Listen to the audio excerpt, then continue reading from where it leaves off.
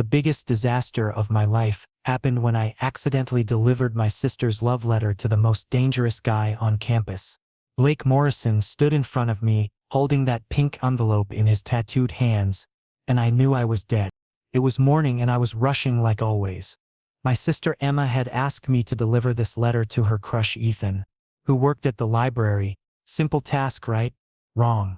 I was so nervous about my upcoming chemistry exam that my brain completely short-circuited. Instead of Ethan's locker, I shoved the envelope into the wrong one. Blake's locker. The guy everyone whispered about in hallways. The one who supposedly got into fights and never talked to anyone unless he had to. Kai Parker. Blake said my name and every ounce of energy drained from my body. His voice was deep with this underlying threat that made my stomach drop. What's this? I stared at the letter in his hands. Pink paper covered in heart stickers, written in Emma's girly handwriting with purple gel pen. It looked exactly like what it was, a romantic confession letter. Except now Blake thought I had sent it to him. That's a mistake. I stammered, my voice cracking like I was going through puberty again. Blake tore open the envelope with one fluid motion, his dark eyes scanning the contents. I watched his expression change from confusion to something else entirely. Was he actually smiling? Every time I see you, my heart beats so fast. Blake began reading aloud, and my world started crumbling around me. Students in the hallway stopped their conversations, turning to stare at us like we were some kind of live entertainment. I dream about holding your hand and walking together after classes. You make me feel things I've never felt before. I wanted the ground to open up and swallow me whole. This was Emma's heartfelt confession to Ethan, filled with all her teenage romantic dreams. And now Blake Morrison was reading it in front of half the student body, thinking I had written every word about him. Blake, please, just listen to me. I tried desperately to interrupt. But he kept reading, his voice carrying across the hallway. I know you probably see me as just another student, but I hope you'll give me a chance to show you how much you mean to me. I've been watching you from afar, gathering courage to tell you how I feel. My face burned with embarrassment. Emma's words sounded so much more intense when Blake read them with his deep voice, adding unintended weight to every sentence. Students were pulling out their phones now, some probably recording this humiliating moment for social media. Blake folded the letter carefully, his movements deliberate and controlled. Then he stepped closer to me, close enough that I could smell his cologne. Something dark and expensive that probably cost more than my textbooks. His presence was overwhelming, intimidating in a way that made my knees feel weak. Kai, he said slowly, his voice dropping to barely above a whisper. Why didn't you ever just tell me directly? What? He was serious. Completely, utterly serious. Like he actually believed I had spent weeks pining after him, writing romantic letters in secret. His dark eyes were fixed on mine with an intensity that made it hard to breathe. I couldn't form complete sentences. My brain had basically shut down. Library. Lunchtime, Blake announced, pressing the letter back into my trembling hands. We need to talk about this properly. He turned to leave, his leather jacket swishing as he walked away with that confident stride that made other students automatically step aside. I stood there frozen, clutching Emma's pink confession letter, trying to process what had just happened. My best friend Jake appeared beside me, his eyes wide with shock. Bro, what the hell just happened? Blake Morrison actually talked to you. And not in a threatening way. I stared down at the letter in my hands. Emma's careful handwriting, her sweet confessions about dreams and feelings, all now attached to my name in Blake's mind. And he wanted to meet me at lunch. Blake Morrison wanted to have a conversation with me about feelings. Jake, I managed to croak, I think I'm in the biggest mess of my life. Dude, are you kidding? Blake looked interested. Actually interested. Do you know what this means? No, I didn't know what it meant. I didn't know anything anymore. All I knew was that my simple favor for Emma had turned into something completely uncontrollable. Blake thought I was brave enough to confess feelings to him. Blake thought I had been watching him, dreaming about him, gathering courage to approach him. The worst part? Some tiny confused part of me was curious about what he would say at lunch. I pulled out my phone with shaking fingers and called Emma. Emma, we have a major problem, I whispered, ducking into an empty classroom. What kind of problem? She asked cheerfully. I gave your letter to Blake Morrison instead of Ethan. Silence. Then you did what? It was an accident. I was nervous about my exam and I put it in the wrong locker, and now Blake thinks I wrote him a love letter and he wants to meet me at lunch, and half the school heard him reading it out loud. Kai, breathe, Emma interrupted, but I could hear her trying not to laugh. Okay, this is actually kind of amazing. Amazing? Emma, this is a disaster. Blake Morrison. Kai, I've heard things about him. He's not just a bad boy. He's actually really smart. He just maintains that intimidating image. And apparently she lowered her voice, really good looking up close. That's not helping. Look, just go to lunch. Explain the misunderstanding. It'll be fine. But as I hung up the phone, I realized it might not be that simple. The way Blake had looked at me, the careful way he'd folded my letter, Emma's letter, there was something there that felt bigger than a simple mistake. The morning dragged on forever. In every class, I caught students whispering and glancing at me. Word had spread fast about Blake Morrison publicly reading someone's love letter. My chemistry exam was a complete disaster because I couldn't concentrate on molecular structures when my mind kept replaying Blake's voice saying my name. By lunchtime, my stomach was in knots. I walked to the library on unsteady legs, my palms sweating as I pushed through the heavy doors. The library was quieter than usual, with only a few dedicated students scattered among the tables. I chose a table near the back, trying to look casual while my heart hammered against my ribs. What was I supposed to say? How do you explain that you accidentally made someone think you have romantic feelings for them? And why was some small part of me excited to see what Blake Morrison was really like when he wasn't surrounded by his intimidating reputation? I sat at the library table, nervously fidgeting with Emma's letter, watching the entrance for any sign of Blake. My palms were sweating so badly I had to wipe them on my jeans every few seconds. What was I supposed to say to him? How do you casually explain that you've accidentally created the most embarrassing misunderstanding in the history of college? Blake arrived exactly on time, which somehow surprised me. He moved through the library with that same confident stride, but in the quieter space he seemed different, less intimidating. Maybe he was wearing a simple black t-shirt instead of his usual leather jacket, and his dark hair looked like he'd actually combed it instead of just running his fingers through it. He slid into the seat across from me and I got my first real look at Blake Morrison up close. Jake was right. He really was good-looking.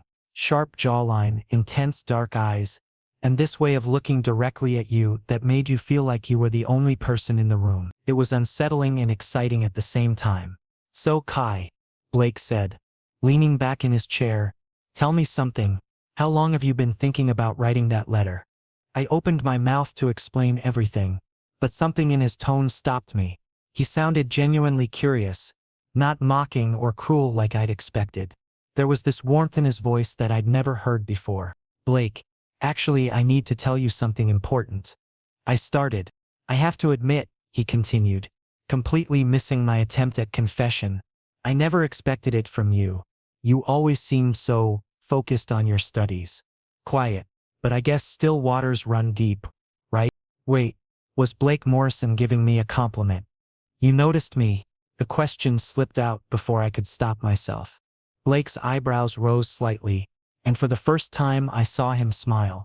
Not a smirk or a threatening expression, but an actual genuine smile that completely transformed his face. Obviously. Did you think I was blind? My heart did this weird fluttering thing in my chest. I mean you never. Kai. I notice a lot of things, Blake said, his voice dropping to that low, intimate tone that made my stomach flip. I notice how you always sit in the third row in chemistry, how you actually read the assigned books in literature instead of just skimming spark notes like everyone else. I notice how you help other students without making them feel stupid about asking. I stared at him, completely speechless. Blake Morrison had been watching me, actually paying attention to me. All this time I thought I was invisible, just another face in the crowd, but he'd been noticing details about my daily routine. You have this way of explaining things, he continued, where you make complicated stuff sound simple without being condescending. And you're funny. Your comments in class, They're always perfectly timed. You think I'm funny? I asked weakly. Hilarious, Blake confirmed. Remember last week when Professor Davis was going on about Shakespearean sonnets, and you said that Shakespeare probably would have just sent text messages if he lived today? The whole class lost it, but you said it so casually that even Davis laughed. I did remember that, but I never imagined Blake was paying attention to my random observations. I didn't think anyone really noticed stuff like that. I notice everything about you, Kai, Blake said simply, and the way he said it made my cheeks burn. This was not going according to plan. I was supposed to be explaining the misunderstanding, clearing up the confusion, apologizing for the accident. Instead, Blake was telling me he'd been watching me for weeks, maybe months. He was being sweet and attentive and genuinely interesting to talk to. Blake. I tried again. I have to ask though, Blake interrupted, leaning forward slightly. What made you finally decide to make a move? The letter was pretty bold for someone who usually keeps to himself. Before I could answer, I caught sight of Ethan across the library. He was shelving books, completely oblivious to the chaos that should have involved him. Emma's actual crush. The person who was supposed to receive her romantic confession. Ethan looked up and gave me a friendly wave, like he always did. Blake followed my gaze, and I watched his entire demeanor change. The warmth disappeared from his expression, replaced by something cold and sharp. You know Ethan personally? Blake's voice had gone flat, dangerous. He works here. I see him around sometimes. I tried to keep my voice casual, but Blake's sudden intensity was throwing me off. How well do you know him? Not very well, I started to explain, but Blake cut me off. Kai, I need to make something very clear, Blake said, his voice dropping to barely above a whisper, but somehow more threatening than if he'd shouted. I don't share. If you're with me, you're with me. No one else gets your attention. The possessiveness in his tone should have been scary. Should have sent me running in the opposite direction. Instead, I felt this weird flutter of excitement in my stomach. Blake Morrison was being possessive about me. He was claiming me like I actually belonged to him. Blake. I'm not. I tried to protest, but honestly, I wasn't sure what I was protesting. Your letter was pretty clear about your feelings, Blake said, his eyes never leaving mine. But I want to hear you say it directly. I want to know this is real. This was the moment. This was when I should have explained everything. Told him about Emma, about the mix-up, about how this was all one giant misunderstanding that had gotten completely out of hand. But looking at Blake, really looking at him, I realized something that scared me. The way he was talking to me, the attention he was giving me, the protective possessiveness. I didn't want it to stop. For the first time in my life, someone was looking at me like I was worth fighting for. Ethan waved at me again from across the library, just being friendly like always. But Blake tensed immediately. He seems pretty comfortable with you, Blake observed. His tone carefully neutral in a way that somehow felt more dangerous than outright anger. Blake, it's not, I started, but I could see this was escalating quickly. Answer me something honestly, Kai, Blake said, his dark eyes fixed on mine with uncomfortable intensity. When you wrote that letter, when you talked about dreaming about someone, watching them from afar, was there anyone else you were thinking about? The honest answer was that I hadn't written the letter at all. But sitting here, with Blake's complete attention focused on me, with him talking about noticing me and being possessive about me, the honest answer was also that I was starting to understand what Emma felt when she wrote those words about dreaming and watching from afar. I started, but my voice came out as barely a whisper. Blake leaned closer, close enough that I could smell his cologne again, could see the flecks of gold in his dark eyes. Because if there's someone else, if you're confused about what you want, you need to tell me now. I don't play games, Kai. And I don't compete for attention. Ethan started walking over toward our table, probably just to say hello, but Blake immediately stood up, his whole body language shifting into something protective and territorial. I think we should continue this conversation somewhere more private, Blake said, his eyes still on Ethan's approaching figure, away from distractions. He looked down at me, waiting for an answer, and I realized that whatever I said next would determine everything that happened after this moment. The smart thing would be to tell him the truth. The safe thing would be to clear up this misunderstanding before it went any further. But as Blake stood there, waiting for my decision with this expression of hope and vulnerability hidden behind his intimidating exterior, I found myself nodding. "Okay," I said quietly. "Let's go somewhere we can talk." Blake's smile was brilliant and dangerous all at once. The next day, I made my decision. I couldn't let this misunderstanding continue any longer. It wasn't fair to Blake, and it definitely wasn't fair to me.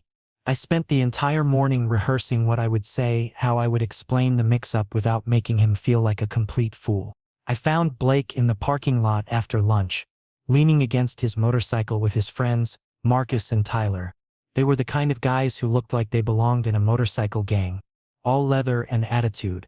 When they saw me approaching, Marcus nudged Tyler and they both smirked. Well, Marcus drawled. "If it isn't Blake's secret admirer, look who finally worked up the courage to approach in daylight," Tyler added, and they both laughed like they'd said something hilarious. My face burned with embarrassment, but I forced myself to keep walking toward them. Blake noticed me and straightened up, his expression shifting from casual to attentive. "Kai," he said, and there was something almost pleased in his voice. "What's up?" "I need to talk to you," I said, trying to sound more confident than I felt. Privately, his friends exchanged meaningful looks. "Ooh, private conversation," Marcus teased. "Better not keep your boyfriend waiting, Blake." "Shut up," Blake told them. But he was still looking at me. He jerked his head toward a quieter area near the maintenance building. "Come on." We walked away from his friends, and I could feel them watching us, probably making bets about what was going to happen. My palms were sweating again, and my heart was pounding so hard I was sure Blake could hear it. "All right," Blake said once we were alone, leaning back against the brick wall with his arms crossed. "What did you want to talk about?" I took a deep breath. This was it. Time to rip off the Band-Aid.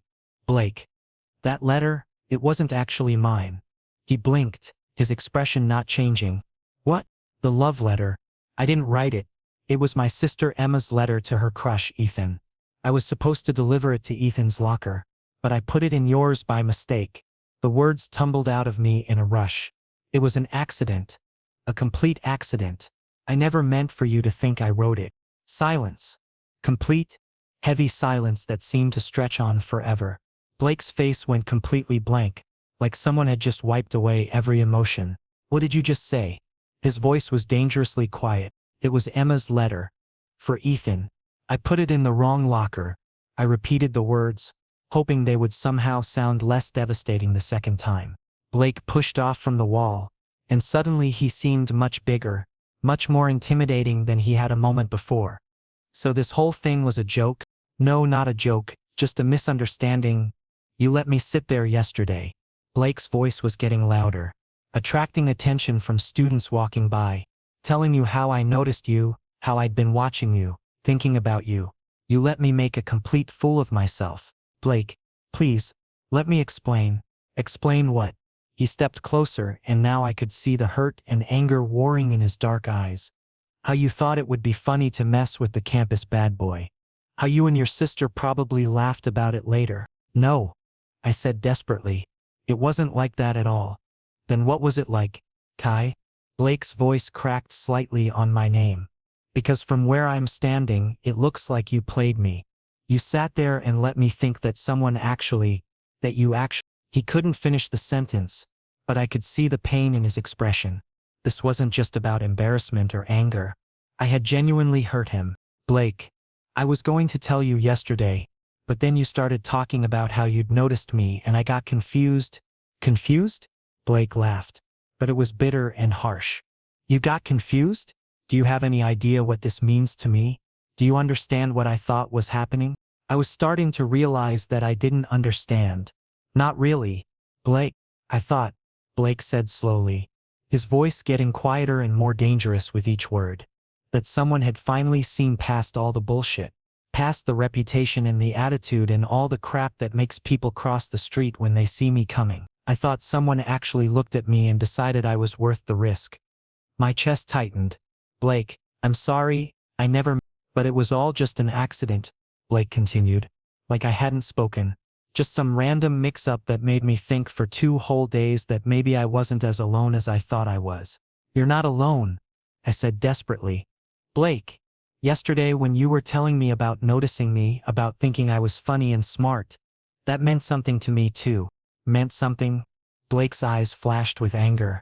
It was pity, Kai. You felt sorry for the poor bad boy who got his hopes up over nothing. No, that's not true, isn't it? Blake stepped back, putting distance between us. You were probably sitting there thinking how pathetic I was, getting all excited over a letter that wasn't even meant for me. Blake, stop. Please just listen to me. But Blake was already shaking his head, his expression closing off completely. No, Kai. I'm done listening. I'm done with this whole thing. He started to walk away, but I grabbed his arm without thinking. Blake, wait. He jerked his arm away from me so violently that I stumbled backward. Don't touch me, he said, his voice ice cold. Don't talk to me. Just pretend this never happened. Blake, please. You know what the really pathetic part is? Blake turned back to face me, and his eyes were bright with unshed tears that made my chest ache. For a minute there I actually thought someone could see past all this. He gestured to himself, to his leather jacket, and his reputation. I thought maybe someone could want the real me, not just the image. I do see past it, I said desperately. Blake, yesterday showed me who you really are, and you what? Decided to keep up the lie because you felt sorry for me. No. I liked who you were yesterday. I liked how you talked to me, how you made me feel important and noticed, and none of it was real, Blake finished. It was all based on a lie. He was right, and I knew he was right, but I also knew that what I'd felt sitting in that library with him had been completely real. The way my heart raced when he smiled, the butterflies in my stomach when he said he'd been watching me, the thrill I felt when he got possessive about Ethan, none of that had been fake. Blake. I tried one more time. What I felt yesterday wasn't fake. The way you made me feel, the way I started feeling about you, that was real. Blake stared at me for a long moment, and I thought maybe, just maybe, I was getting through to him. Then he shook his head. Stay away from me, Kai. I mean it. We're done here. He walked back toward his friends, leaving me standing there feeling like the worst person in the world. Marcus and Tyler looked between Blake and me, clearly sensing the tension. What happened? Marcus asked Blake. Nothing, Blake said firmly. Absolutely nothing. He got on his motorcycle without looking back at me, and I watched him drive away, taking with him any chance I might have had to fix what I'd broken. Jake appeared at my side a few minutes later. Dude, what the hell just happened? Blake looked like he wanted to murder someone. I couldn't explain it. How do you tell your best friend that you accidentally broke someone's heart, and maybe your own in the process? How do you explain that you'd started falling for someone based on a misunderstanding and now you might have lost them forever? I screwed up, Jake, I said quietly. I really screwed up. For an entire week, Blake treated me like I didn't exist. In the hallways during classes, in the cafeteria, it was like I had become completely invisible to him. He would look right through me, his expression blank and cold, as if our conversation in the library had never happened, as if I had never accidentally made him hope for something real. The worst part wasn't the cold shoulder treatment. The worst part was that I missed him. I missed the Blake I had glimpsed in the library. The one who noticed small details about me, who thought I was funny, who looked at me like I mattered. I kept replaying our conversation over and over, remembering the warmth in his voice when he talked about watching me in class, the way his eyes lit up when he smiled. I had never realized how much I looked forward to seeing him around campus until he started actively avoiding me. Every time I caught sight of his leather jacket in the distance, my heart would do this stupid hopeful leap, only to crash back down when he would deliberately turn away or take a different path. Jake noticed my mood. Of course. Dude, you've been moping around like someone died. Just talk to him. He doesn't want to talk to me, I said, stabbing at my cafeteria salad without actually eating it. He made that pretty clear.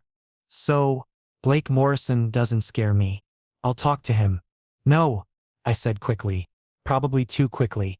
Jake raised his eyebrows. I mean, it's complicated. Just leave it alone. But Jake was persistent. Kai, I've never seen you this upset over anything. Not even when you failed that organic chemistry midterm. What's really going on here? I couldn't explain it to Jake. How do you tell your best friend that you think you might be developing feelings for someone you barely know? How do you explain that a misunderstanding had revealed something about yourself that you didn't even know existed? By Friday evening, I was desperate for distraction. I decided to stay late at the library, hoping that burying myself in research for my European history paper would help me stop thinking about Blake's hurt expression when I told him the truth. The library was nearly empty by 8 p.m. Most students were either at parties or back in their dorms, getting ready for weekend plans. I had claimed a table in the back corner, surrounded by stacks of books about the Industrial Revolution, trying to lose myself in research about factory conditions in 1800s England. I was so absorbed in reading that I didn't notice when the lights suddenly went out. Complete darkness. The emergency lighting kicked in for about 30 seconds, casting eerie shadows across the library. Then those went out too. I pulled out my phone using the flashlight feature to gather my books and papers. That's when I heard footsteps echoing from somewhere else in the library. "Hello?" I called out, my voice sounding small and nervous in the darkness. "Kai?" My heart stopped. I knew that voice. "Blake?" I whispered. "What are you doing here?" "Research paper for Morrison's class," came his voice from somewhere across the room. I could hear him moving around, probably trying to navigate in the dark just like me. European history essay." My response was automatic, but my mind was racing. Of all the places to be trapped, of all the people to be trapped with, "The door's locked," I said, testing the main entrance. "The security system activates when there's a power outage." "I know," Blake's voice was closer now, though I still couldn't see him in the darkness. "Security guard won't make rounds until morning." Morning. That meant we were stuck here together for the entire night. Alone. In the dark. After a week of him completely ignoring my existence. "Great," I muttered, trying to feel my way back to my table without tripping over chairs. I heard Blake moving around too, probably trying to find a comfortable place to wait it out. For several long minutes, neither of us spoke. The silence was heavy with everything we weren't saying, everything that had gone wrong between us. "There's a coffee machine in the staff area," Blake said eventually. "Emergency power keeps the basics running." He was right. I could see a faint glow coming from behind the librarian's desk where the backup generator was keeping essential systems online. We made our way over there, carefully navigating around tables and chairs in the dim light. Blake found 2 cups and the coffee machine, moving with surprising familiarity. "You come here often?" I asked, trying to make conversation. "Sometimes, when I need quiet." He handed me a cup of coffee, careful not to let our fingers touch. "Most people don't expect to find me in the library. So it's peaceful." There was something vulnerable in his admission, a glimpse of the real Blake again, the one who valued quiet spaces and probably had depths that his intimidating reputation didn't reveal. We found places to sit. Blake on a chair, me on the floor with my back against the wall, maintaining careful distance between us. The coffee was terrible, but it was warm and gave us something to do with our hands. "Blake." I started carefully about what happened. "Don't," he said immediately. "Just don't. But I need you to understand." "Understand what, Kai?" "That you felt sorry for me? That you thought it would be easier to go along with the misunderstanding than hurt my feelings?" His voice was bitter. "I get it. Trust me, I understand perfectly." "That's not what happened," I insisted. "Blake, when we were talking in the library that day, when you told me you'd been noticing me, I wasn't faking my reaction to that silence. But it felt different somehow. Less hostile, more listening." I was supposed to explain about the letter mix-up immediately. I continued, staring into my coffee cup. "That was my plan. But then you started talking about how you'd watched me in class. How you thought I was funny and smart, and no one's ever said things like that to me before." "Kai?" I got confused, I admitted. "Not about the letter, I knew that was Emma's. But about how you made me feel. About whether what I was starting to feel for you was real or just gratitude, I guess." Blake was quiet for a long time. When he finally spoke, his voice was softer. "What were you starting to feel?" My heart hammered against my ribs. This was it, the moment to be completely honest, even if it made everything worse. "Interested," I said quietly. "In you. In getting to know the person behind all the intimidation. In seeing what it would be like to have someone look at me the way you were looking at me." You mean with false hope based on a lie? No, I said firmly. With attention. With interest. Like I mattered to someone. I took a shaky breath. Blake, I've spent most of my life being invisible. Average grades. Average looks. Average everything. Then suddenly the most compelling guy on campus is telling me he's been watching me, noticing details about me, thinking I'm worth his time. Can you understand how that felt? Another long silence.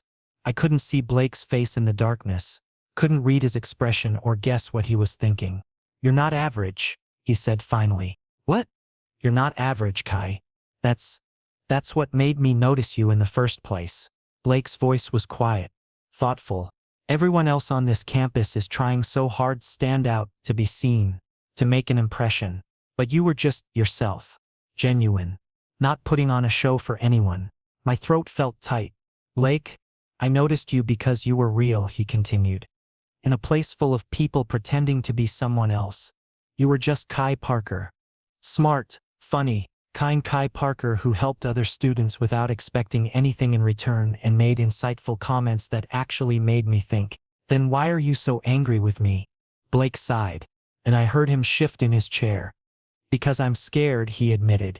I'm scared that what I felt was real, but what you felt was just novelty, or curiosity, or pity. It wasn't pity, I said immediately.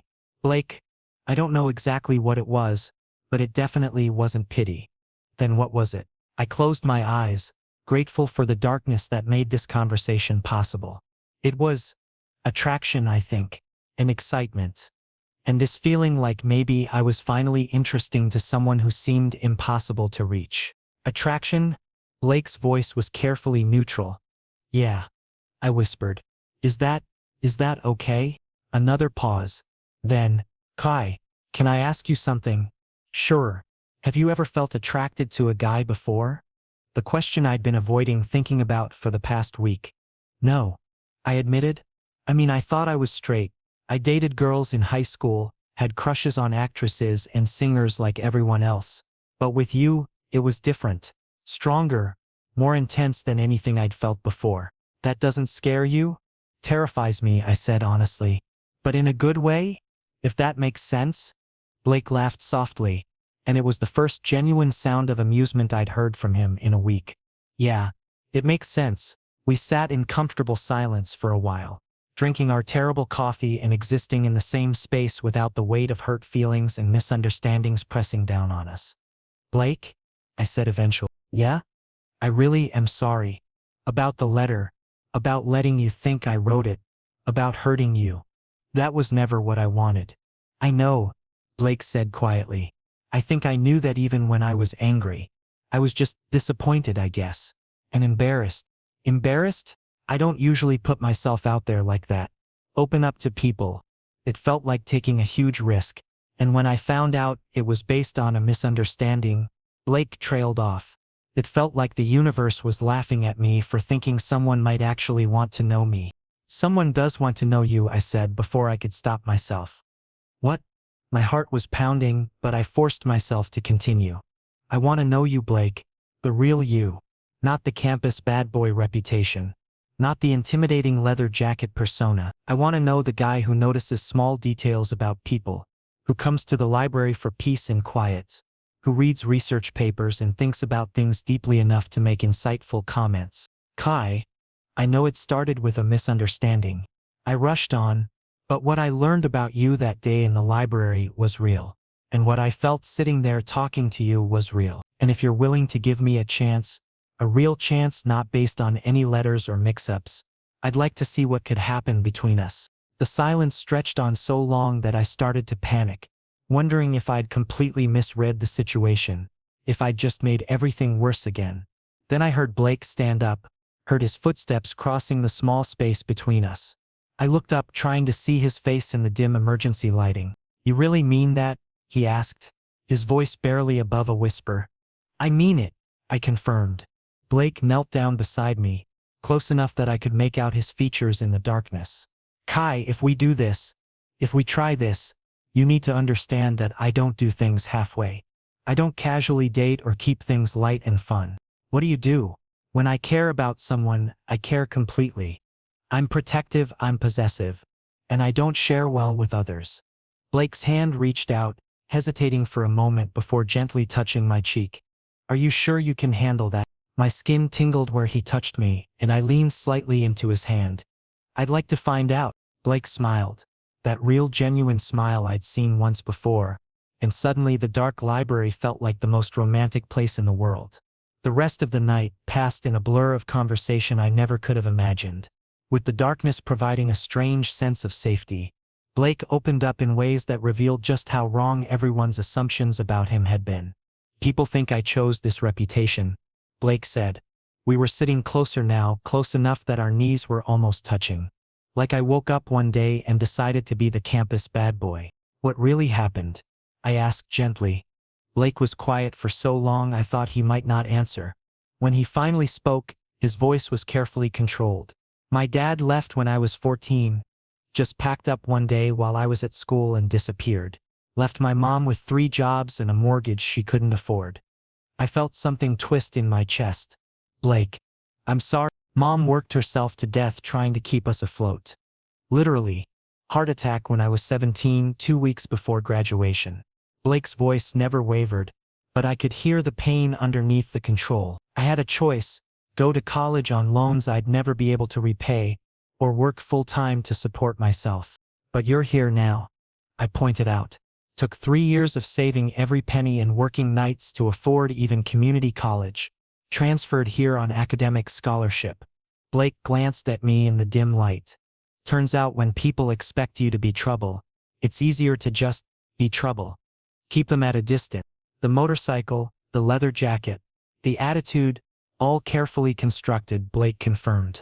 Much easier than explaining why I can't afford to go out for drinks, why I work weekends instead of partying, why I don't have family visiting for holidays. I stared at him, seeing him completely differently now. Blake, that's incredible. What you've accomplished, getting here on your own. Most people don't see it that way, Blake said with a bitter smile. They see the bike and the attitude and assume I'm some kind of delinquent. Is that why you don't let people get close? Blake looked directly at me, and even in the darkness, I could see the vulnerability in his expression. It's easier to be alone than to let someone in and have them leave. Everyone leaves eventually. My heart ached for him. Not everyone. My dad did. My mom didn't have a choice, but she left too. Foster families, friends, girlfriends in high school. Everyone finds a reason to leave eventually. I wanted to reach out and touch him, offer some kind of comfort, but I wasn't sure if he'd welcome it. What about your friends? Marcus and Tyler? Blake laughed. But it wasn't entirely pleasant. Marcus and Tyler like the image. They like having the mysterious bad boy in their group. If they knew the truth, that I'm just some scholarship kid who works nights at a warehouse to pay rent, they'd lose interest pretty quickly. You don't give them much credit. I don't give anyone much credit, Blake admitted. It's safer that way. Is that why you were so hurt about the letter? Because you thought I was just playing with the image? Blake was quiet for a moment. Partly. But also because, for a minute there, I thought someone had seen past all of it. Seen me, not the reputation. And the idea that it was just an accident, he shrugged. It felt like confirmation that no one would actually choose me if they knew who I really was. Blake. I couldn't help myself. I reached out and took his hand. I'm choosing you. Right now. Knowing who you really are. His fingers intertwined with mine. And I felt that same electric connection I'd noticed that first day in the library. You don't really know me yet, he said softly. Then tell me more. And he did. Blake told me about working at the warehouse, about studying by flashlight when the electricity got cut off, about the academic achievements he kept hidden because they didn't fit his image. He told me about his mom, about the dreams he'd had to put on hold, about the loneliness that came with always keeping people at arm's length. In return, I found myself sharing things I'd never told anyone, about feeling invisible most of my life, about the pressure to be perfect that Emma never seemed to feel, about my own fears of not being interesting enough to hold someone's attention. That's ridiculous, Blake said when I mentioned feeling boring. Kai, you're one of the most genuinely interesting people I've ever met. I'm really not. I study too much. I don't party. I've never done anything remotely adventurous. You're kind without expecting anything in return. You're intelligent without being condescending. You think before you speak, which makes your words actually mean something when you say them. Blake's thumb traced over my knuckles. Do you know how rare that is, Blake? And you're brave, he continued. It took courage to approach me in the parking lot, even if it was to tell me something I didn't want to hear. It took courage to admit you might be attracted to someone you'd never considered before. I don't feel brave, I admitted. I feel terrified most of the time. Being brave doesn't mean you're not scared. It means you do the right thing even when you're scared. We talked until the early hours of the morning, sharing stories and secrets and fears. At some point we moved closer together, ostensibly for warmth but really because the intimacy of the conversation made physical distance feel wrong. I dozed off sometime around 4 a.m., my head somehow ending up on Blake's shoulder. When I woke up a few hours later, Blake's arm was around me, and I could feel his steady breathing indicating he was still asleep. For a moment I just stayed there, taking in the surreal situation. Less than 24 hours ago, Blake Morrison wouldn't even look at me. Now I was curled up against him like it was the most natural thing in the world. Blake stirred, and I felt him tense when he realized our position. Sorry, he murmured, starting to pull his arm away. Don't, I said quickly, catching his hand. It's nice. Blake relaxed, and I felt him press a gentle kiss to the top of my head. The gesture was so tender, so different from his usual intimidating demeanor, that it made my chest tight with emotion. Kai, Blake said softly, I need to ask you something, and I need you to be completely honest. Okay, this thing between us, whatever it is, it's not gonna be easy. People are gonna have opinions, ask questions, make assumptions. Are you ready for that? I thought about it seriously. Dating Blake Morrison would definitely attract attention. People would whisper, speculate, probably make our business their entertainment. Are you asking if I'm ashamed of being with you? I'm asking if you're prepared for what comes with being with me. I shifted so I could look at his face. Blake, yesterday I would have said no. I would have been too scared of what people might think, too worried about changing how they see me. I paused, gathering my courage. But sitting here with you, getting to know who you really are, I think you're worth it. Think? No, I corrected firmly. I know you're worth it. Blake's smile was brilliant and relieved all at once. In that case, he said, leaning closer, I should probably warn you about something else. What's that? When I care about someone, I like to make it very clear that they're mine. His voice dropped to that low, intimate tone that made my stomach flip. I'm not good at sharing, and I definitely don't do subtle. What does that mean exactly? Blake's free hand came up to cup my cheek, and he was close enough now that I could feel his breath against my lips. It means when we leave this library, everyone's going to know that you're with me. No ambiguity, no room for misinterpretation. And how are you going to make that clear? Blake's answer was to close the distance between us and kiss me. It was soft at first, tentative, giving me a chance to pull away if I wanted to. But I didn't want to pull away. I wanted to lean into it, to kiss him back, to finally understand what all the fuss was about when it came to romance and attraction and butterflies in your stomach. When we broke apart, I was breathless and dizzy and completely sure that this was what I'd been missing all along. Was that okay? Blake asked, his voice slightly hoarse. More than okay, I managed to say. Blake smiled and kissed me again. Deeper this time, more confident. I felt like I was melting, like every nerve ending in my body had suddenly come alive. This was so far beyond anything I'd ever felt before that I could barely process it. Kai, Blake murmured against my lips. Yeah? I think I'm falling for you. My heart stopped, then started beating double time. Yeah? Yeah. Is that okay? Instead of answering, I kissed him again, putting every ounce of feeling I had into it. When we broke apart this time, Blake was smiling like I'd just given him the best gift in the world. I'll take that as a yes, he said softly. Just then, we heard footsteps echoing through the library and saw the beam of a flashlight approaching. Hello? Anyone in here? The security guard had arrived for his morning rounds. Blake and I quickly untangled ourselves, trying to look innocent, though I'm sure we both looked thoroughly kissed and rumpled. Over here, Blake called out. We got locked in when the power went out. The guard, An older man who looked like he'd seen it all just shook his head and unlocked the main entrance. "You kids okay? Need me to call anyone?" "We're fine," I said, gathering my books and papers. "Thank you." As we walked toward the exit, Blake caught my hand. Intertwining our fingers. "Ready for this?" he asked quietly. "Ready for what?" "For everyone to see us together. For the questions and the stares and the gossip." I looked at Blake, really looked at him. His hair was messy from sleep. His clothes wrinkled, but his eyes were warm and hopeful and focused entirely on me. Whatever came next, whatever people thought or said, it would be worth it to have him look at me like that. "I'm ready," I said, squeezing his hand. Blake's smile could have powered the entire campus. "Good," he said, "because I'm not letting go." The morning sunlight felt almost blinding after spending the night in the dark library.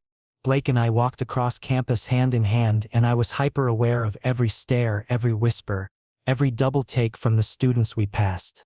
"Relax," Blake murmured, squeezing my hand. "You're practically vibrating with nerves. Everyone's looking at us," I whispered back. "Let them look." Blake's voice was confident, possessive in a way that sent shivers down my spine. "They're about to get used to seeing us together." We reached the main campus quad, where more students were gathering for morning classes. I could see heads turning, phones being pulled out, hushed conversations starting. Blake Morrison was holding hands with quiet Kai Parker, and it was apparently the most interesting thing to happen on campus in weeks. "Blake," I started, second thoughts creeping in. He stopped walking and turned to face me. "Second thoughts? Not about you," I said quickly. "Just, this is really happening, isn't it? This isn't some weird dream caused by falling asleep in the library." Blake's smile was soft and amused. "If it's a dream, we're both having it." He stepped closer, bringing his free hand up to cup my cheek. "Kai, look at me." I met his eyes, getting lost in the warmth I saw there. "I told you I don't do things halfway," Blake said quietly. "When I care about someone, everyone knows it. Are you okay with that?" Before I could answer, I heard a familiar voice calling my name. "Kai!" "Oh my God, Kai!" Emma was running across the quad toward us, her backpack bouncing behind her, her expression somewhere between shock and delight. She came to a stop in front of us, taking in our intertwined hands and Blake's protective posture. "Emma," I said weakly. "Hi. Hi yourself." Emma's eyes were sparkling with excitement. "Blake Morrison, the Blake Morrison who read my love letter thinking it was from my brother." "Emma," I warned, my face burning with embarrassment. But Blake just laughed. "Your sister?" he asked me. "Unfortunately," I muttered. "Hey," Emma protested. "I'm delightful." She turned to Blake with a grin. "So I take it you two worked things out." "We did," Blake confirmed, and I loved how certain he sounded. "Good," Emma said firmly. "Kai's been moping around all week like someone killed his puppy." It was pathetic. "Emma," I hissed. "What?" "It's true. You were all sad and broody and—" Emma stopped mid-sentence, her eyes widening as she really looked at Blake and me. "Together." "Oh my God. Oh my God. You guys spent the night together." "We got locked in the library," I said quickly. "Power outage." "It wasn't. We didn't." "But you did," Emma said knowingly. "Something happened. You both look different." She was right. I could feel that I looked different, felt different, more confident, maybe, like I belonged somewhere I'd never belonged before. Blake squeezed my hand. "We should probably get to class," he said, but he was still looking at Emma with amusement rather than annoyance. "Wait," Emma said suddenly. "Blake, can I ask you something?" "Emma, don't," I started, but Blake nodded. "What's your reputation really about?" Emma asked directly. "Because my brother isn't stupid, and he wouldn't fall for someone who was actually dangerous." Blake's eyebrows rose. "Fall for?" I wanted to disappear into the ground, but Emma just crossed her arms and waited for an answer. "It's complicated," Blake said carefully. "Uncomplicated," Emma challenged. Blake glanced at me, then back at Emma.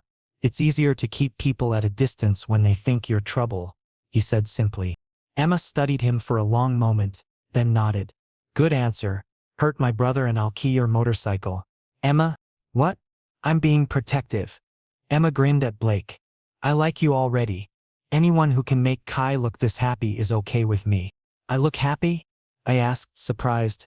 Disgustingly happy, Emma confirmed. Like sickeningly sweet happy. It's gross and adorable at the same time. Blake laughed. A real, genuine sound that made my chest warm. I like your sister, he told me. Don't encourage her, I said, but I was smiling too. Anyway, Emma said, checking her phone, I have to run to class. But Blake, take care of him, okay? He's one of the good ones. She bounced away, leaving Blake and me standing there with matching expressions of fond exasperation. She's something else, Blake said. That's one way to put it. I agreed. Sorry about the interrogation. Don't be. It's nice that you have someone looking out for you. Blake's expression grew serious. Kai.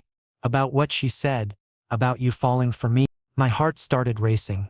Blake, because I need you to know that I'm already there. Blake continued, his voice soft but intense.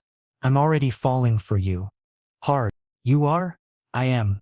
Blake stepped closer, close enough that I could smell his cologne, could see the flecks of gold in his dark eyes. And I need to know if you're falling too, or if this is just new and exciting for you. The honest answer was that I was terrified by how quickly everything was changing, how strong my feelings were getting, how much I already cared about him. But looking at Blake, seeing the vulnerability he was showing me despite his intimidating reputation, I knew I had to be brave. I'm falling too, I admitted quietly. Blake's smile was brilliant. Thank God, he said, and then he kissed me. Right there in the middle of campus, with students walking by and staring and probably taking pictures, Blake Morrison kissed me like I was the most important thing in his world. It was soft and sweet and possessive all at once, and I felt like I was flying. When we broke apart, I was vaguely aware of whispers and pointing from other students, but I found that I didn't care as much as I thought I would. Blake's arms stayed around my waist, keeping me close, and the feeling of belonging somewhere, of being claimed by someone, was better than any concern about gossip. So Blake said casually, "What's your next class?" "Psychology," I said, still a little breathless from the kiss. "Mine too. We can walk together." As we headed toward the psychology building, I caught sight of Jake across the quad. His jaw was literally hanging open as he watched Blake and me walking together, Blake's arm around me like it belonged there. "I should probably explain to Jake," I said. "He's going to have questions." "What kind of questions?" "The kind that start with 'what the hell' and end with 'are you insane?'" I said ruefully. Blake chuckled. "Want me to talk to him and say what?" "Hi, I'm dating your best friend now, deal with it?" Something like that, Blake agreed with a grin that was probably supposed to be reassuring but came across as slightly threatening.